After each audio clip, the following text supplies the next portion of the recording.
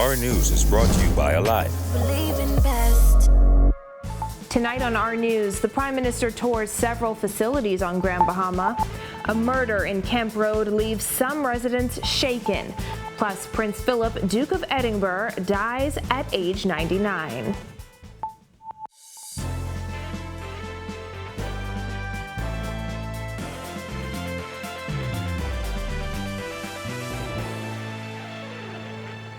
Welcome to Our News and thanks for joining us. I'm Christina Dragovich. Topping news tonight, Prime Minister Dr. Hubert Minnis suggesting the country still has the coronavirus pandemic under control and officials are confident they can avoid lockdown measures. However, Jared Higgs tells us there's a setback in Grand Bahama's healthcare system. We're present in the pandemic and we feel that we are presently ahead of the virus and we must remain ahead of the virus. Prime Minister Dr. Hubert Minnis made the comments while touring health facilities on Grand Bahama today. Health officials have reported a steady increase in COVID-19 cases in recent weeks. It also follows a spike in COVID hospitalizations on Grand Bahama. Still, Minnis suggested that the country could avoid strict measures. We are in a position to vaccinate ourselves out of it without having to cause any devastation to our economy. Minnis' tour of health facilities on Grand Bahama included the High Rock Clinic, Susan Wallace Vaccine Center, and Rand Memorial Hospital. While at the Rand, Minnis suggested to officials that he was eager for the facility to open. To put it in Bahamian terminology, all of those rental facilities we renting and spending that buku money every month.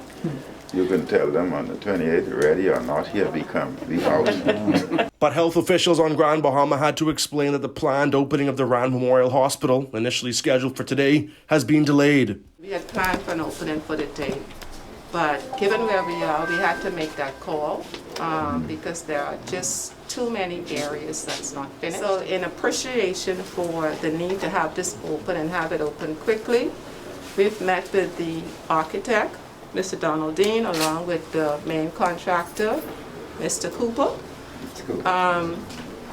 And we've given them a deadline of in 2 sections.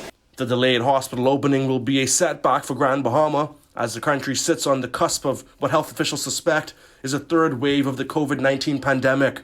Dr. Minnis was joined by Minister of State for Finance, Kwesi Thompson, and other officials. Several clinics sustained major damage during Hurricane Dorian, but residents are starting to return to their settlements. Minnis says because of that, he wanted to ensure that work was up to par. So I wanted to see the progress of the clinics in these areas and what has been done because this relief agency is also moving on to Moores Island and other areas in Abaco to do similar clinic projects. And it's essential that they meet our needs, our requirements, etc. So I'm basically just keeping an eye and keeping my hands on the pulse to ensure that everything is progressing smoothly. Reporting for Our News, I'm Jared Higgs. Well, a man was shot and killed this afternoon during an incident that has left some residents of Kemp Road shaken. Berthany McDermott has the details.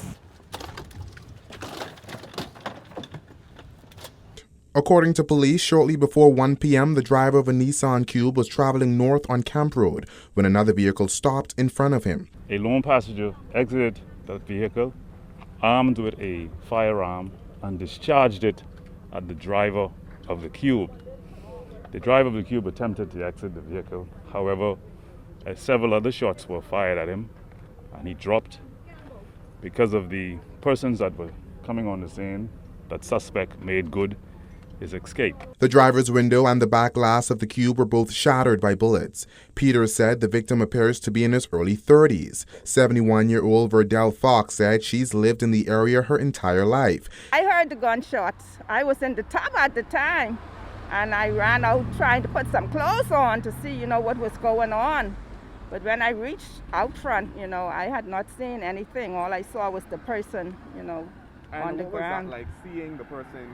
Well, my heart started to beat very fast. I could not believe it at all. We spoke to residents in the area who were visibly shaken by the incident. They say this will prompt them to change some of their daily activities. But it's sad to know that somebody lost their life, and it's somebody's mother to find out that son has just gotten killed. It's really sad. These boys need to stop. Sad. Yes, it's sad. It's very sad because I have family too, and they always sitting out here enjoying themselves. It could have been one of them who had gotten killed this morning.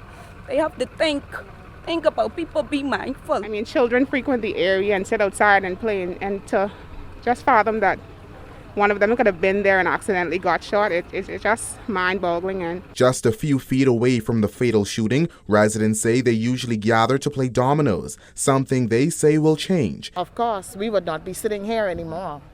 No, we'll have to take our domino game inside from now on. Police are appealing to anyone with information on this latest incident to contact them. Reporting for Our News, I'm Berthany McDermott.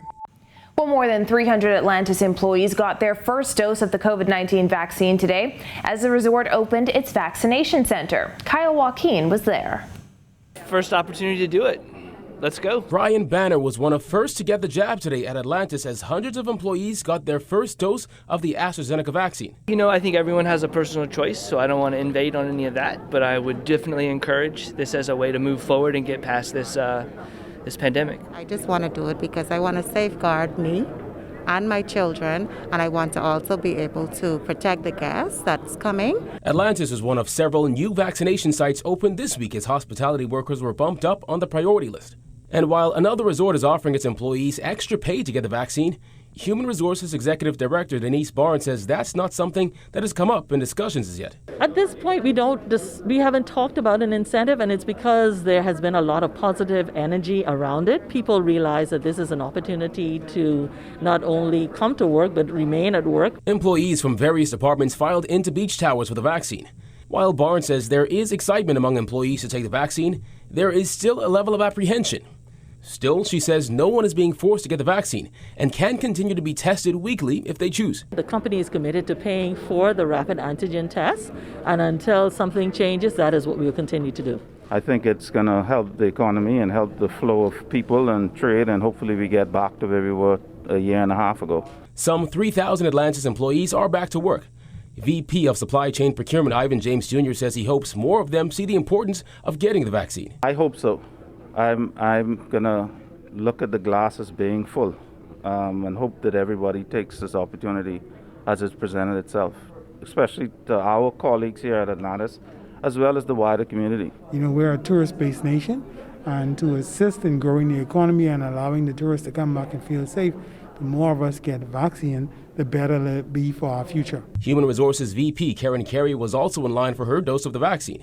PMH Administrator Mary Walker, who is a part of the consultative committee, says they have the capacity to vaccinate up to 500 employees per day, and 300 were registered for day one. It is the intention of the committee to vaccinate as many persons as we possibly can. I know we're always talking about this herd immunity. The vaccinations will ensure that even if you are exposed later on and do contract COVID, your disease will not be as severe. Now again, Walker says this facility has the capacity to vaccinate some 300 to 500 employees per day, but their aim is for a minimum of 300 per day. Reporting from Atlantis for Our News, I'm Kyle Joaquin. And His Royal Highness the Duke of Edinburgh has died at the age of 99, according to a statement issued by Buckingham Palace this morning. According to the statement, it is with deep sorrow that Her Majesty the Queen announces the death of her beloved husband, His Royal Highness, the Prince Philip, Duke of Edinburgh. The palace indicates that Prince Philip passed away peacefully this morning at Windsor Castle. As a Commonwealth country, the Bahamas recognizes Her Majesty Queen Elizabeth II as head of state. In 1966, the Queen and Prince Philip visited the Bahamas as part of their royal tour of the Caribbean. At Nassau, the Governor, Sir Ralph Grey, with Lady Grey and the Premier, Sir Roland Simonet, welcomed the Queen and Prince Philip. The Bahamas police force formed a guard of honor. And then the Queen walked through a dense crowd of Bahamians and tourists on her way across Rawson Square. During that visit, the royal couple toured Princess Margaret Hospital, named after the Queen's sister. At the Princess Margaret Hospital, the Queen and Prince Philip visited a number of wards and took a keen interest in the welfare of the young patients in the children's ward. And the Ranfurly Home for Children. At the Ranfurly Children's Home, they sang 2 songs specially for the royal visitors. The home, which was opened in 1956, is for orphans and other children in need of care. And the Queen and Prince Philip spent some time talking to children and staff. Prince Philip loved the sea, and during one visit to the Bahamas, he experienced the beautiful Bahamian waters firsthand. Later in 1985, Prince Philip was at the Queen's side as she attended the Commonwealth Heads of Government meeting in Nassau, hosted by then Prime Minister Lyndon Pinling. That meeting would be instrumental in the dismantling of apartheid in South Africa. The official website of the royal family is temporarily unavailable as appropriate changes are made. The royal family says it joins with people around the world in mourning his loss. Meanwhile, the palace has announced that Prince Philip will have a royal ceremonial funeral. He will not have a state funeral or lie in state. He would have turned 100 on June 10th.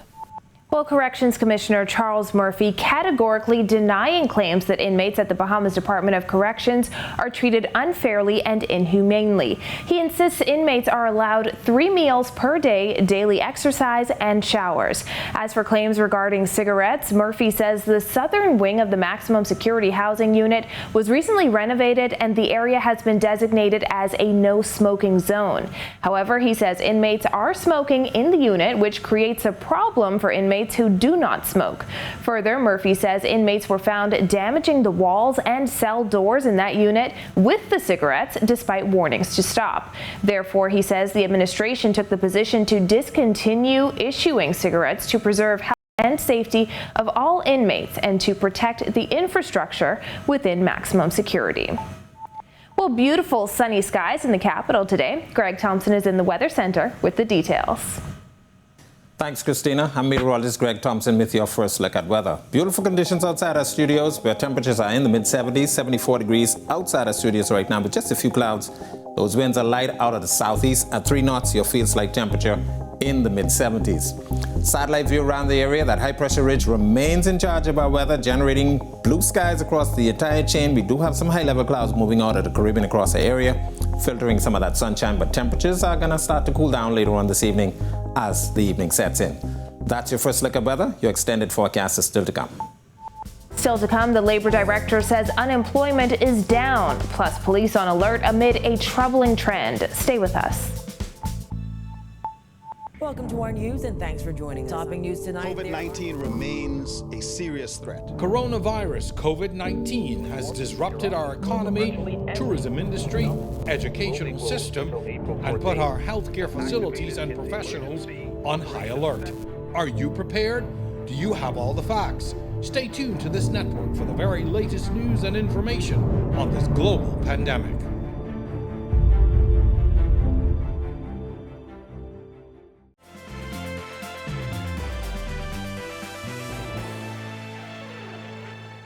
The unemployment rate has dropped to the mid-20s, according to Labor Director John Pinder, who says some Bahamians have been able to find jobs, particularly on some of the family islands. Berthany McDermott reports.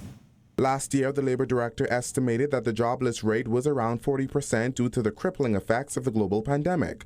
Now, Pinder says things are looking much better and now estimates that the number decreased. I think the unemployment rate has definitely dropped to about, I'd say, mid-20s at this time, based on information we've been receiving in persons who have been able to find jobs. The construction industry has opened up quite a bit, and persons have been taking advantage of some job opportunities in some of the family islands. Despite a decrease in unemployment, Labor Director John Pinder is urging Bahamians to take advantage of low-paying jobs, which he says are in abundance. He said this would lead to a further decline in unemployment. I still believe that if more Bahamians would take advantage of the low-paying jobs at this time, just to make a few dollars, we could even see a further decline in the unemployment rate. But there's a lot of low-paying jobs, mostly like the farm laborers, the helpers. Pinder added that the Department of Labor signs dozens of labor certificates every week for low-paying jobs. He said 90% of those jobs go to persons of Haitian descent. But when contacted and offered the jobs, Pinder said Bahamians turned them down. Bahamians don't like those jobs. They don't do the gardening, weeding, and that sort of things, and the handyman work. Most Bahamians don't like those jobs, but I will encourage them to, take something right now until you get back to where you want to be. Legitimately, we will call Bahamians and say, look here, this job is available. They take your job, then I wake up for $210 or $250 a week. Most of them want a job, $300 or more. Pinder also touted increased resort bookings and the return of cruise ships, which he says is a positive sign that the economy is rebounding. Reporting for Our News, I'm Berthany McDermott. In other news, the National Security Minister expressing alarm over the growing number of reported incidents involving marijuana-laced edibles. Jasmine Brown has that. The National Security Minister described it as a disturbing trend. However, he says police are now on high alert. Just this week, 3 Eleuthera teenagers were admitted to a clinic in Rocksound after they all digested cookies, brownies, and gummies believed to be laced with marijuana. Police believe the drugs came from New Providence. Dames calling the latest incident troubling. It's a concern. I mean, these are one of the growing trends that we continue to see, not only here in the Bahamas. The Eleuthera incident comes 2 weeks after at least 7 students from S.C. McPherson Junior High School were admitted to hospital after eating marijuana-infused Rice Krispie cereal treats that they allegedly bought from a fellow student. The minister says it's sickening that drugs are being marketed to appeal to teens. People find very innovative ways to market these kinds of items, and unfortunately, market to our young kids. And so this is something that we're trying to get ahead of. Last month, police on Grand Bahama seized a large quantity of marijuana-infused products and packaging similar to popular snack brands like chips and candy. Dame said police are on high alert for those kinds of products. We continue to monitor concerns like this, and as you know, the police are currently on it, and so we'll see where that leads us. Reporting for Our News, I'm Jasmine Brown. Still to come, independent jet ski operators plead to the Prime Minister. Plus, Bahamian hoop stars back in action. The details after this. Welcome to our news and thanks for joining us. Topping news tonight. COVID-19 remains a serious threat. Coronavirus COVID-19 has disrupted our economy, tourism industry, educational system, and put our healthcare facilities and professionals on high alert. Are you prepared? Do you have all the facts? Stay tuned to this network for the very latest news and information on this global pandemic.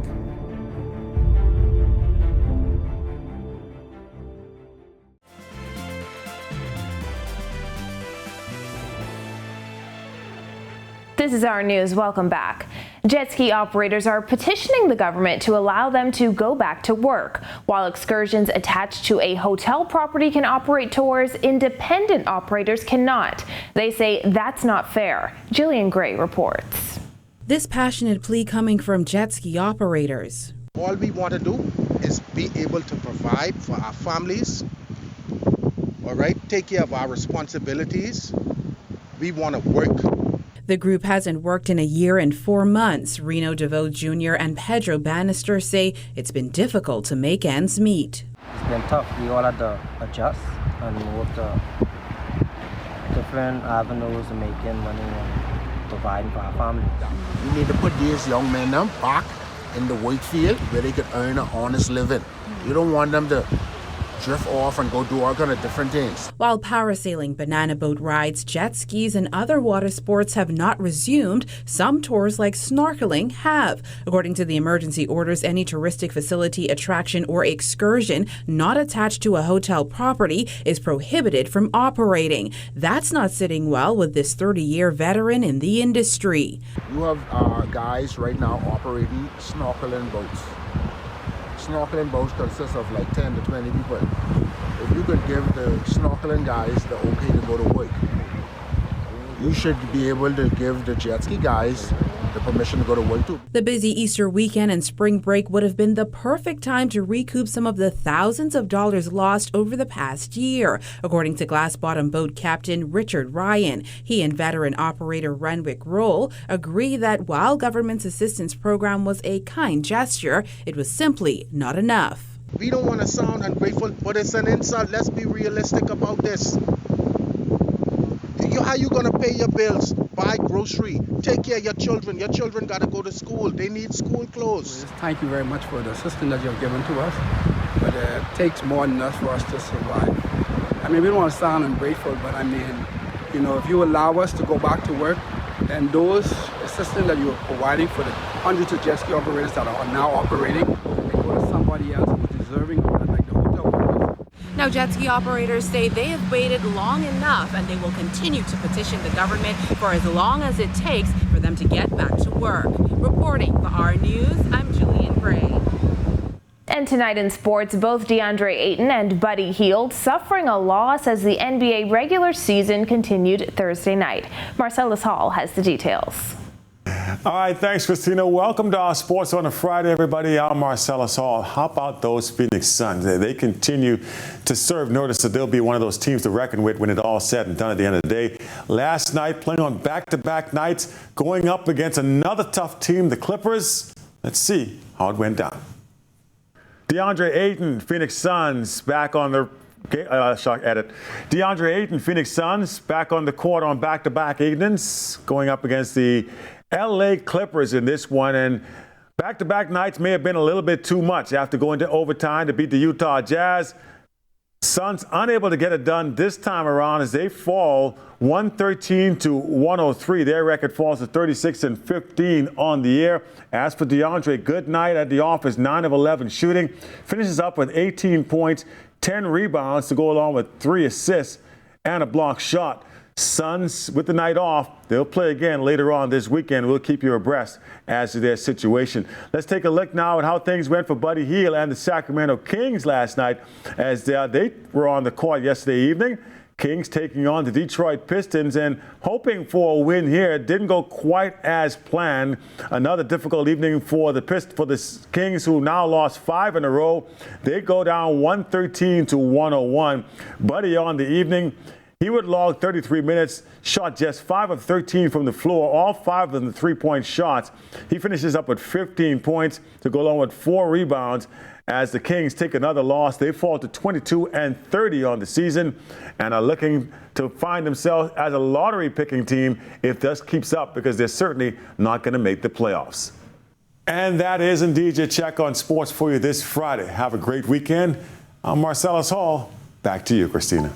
Thanks, Marcellus. Still to come, a mother's fight to save her baby's life. Stay with us. Welcome to our news and thanks for joining us. Topping news tonight. COVID-19 remains a serious threat. Coronavirus COVID-19 has disrupted our economy, tourism industry, educational system, and put our healthcare facilities and professionals on high alert. Are you prepared? Do you have all the facts? Stay tuned to this network for the very latest news and information on this global pandemic.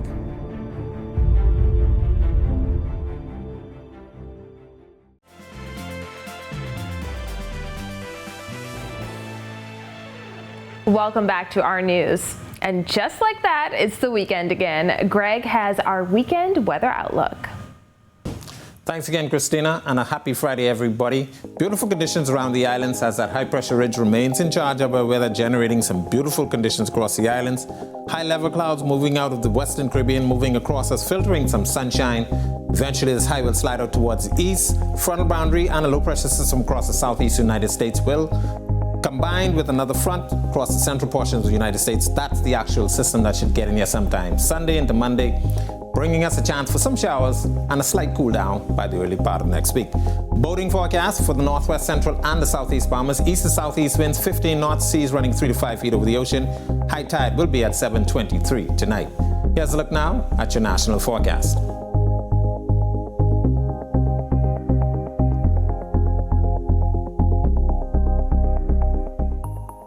I'll look now at your extended forecast through Wednesday.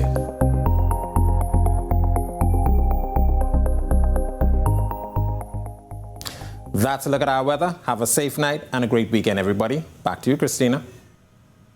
Thanks, Greg. A mother opens up about her baby's battle with a rare heart condition. Jared Higgs has their story. Like her name, Miracle Serenity smiles as she battles great odds. Some babies who are born with this condition, like an hour after they born, they die.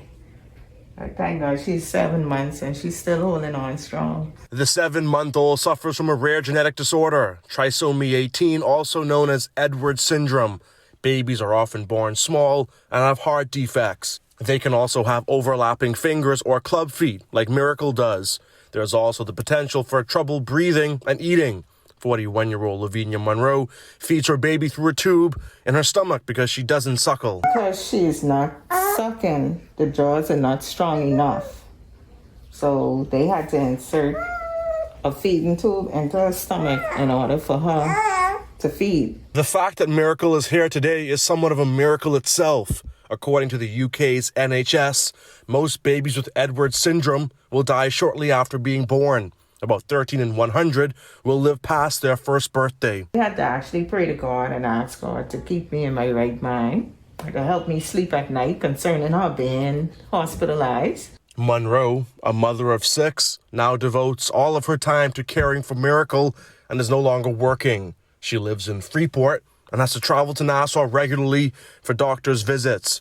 Monroe has set up a GoFundMe in the hopes of raising $5,000 for those special heart tests and other necessities. As far as medical bills and especially the tubes, those tubes are probably ranging, like, you could say, like, close off the $50. I actually been here and I was riding up and down looking for those tubes and I couldn't find a tube. I am on my last tube. If you can help Miracle, her mother's bank information is on your screen. Reporting for Our News, I'm Jared Higgs. And you can help baby Miracle by sharing her story on Facebook. Well, thank you for joining us for our news tonight. On behalf of the entire team, I'm Christina Dragovich. Have a beautiful evening, Bahamas.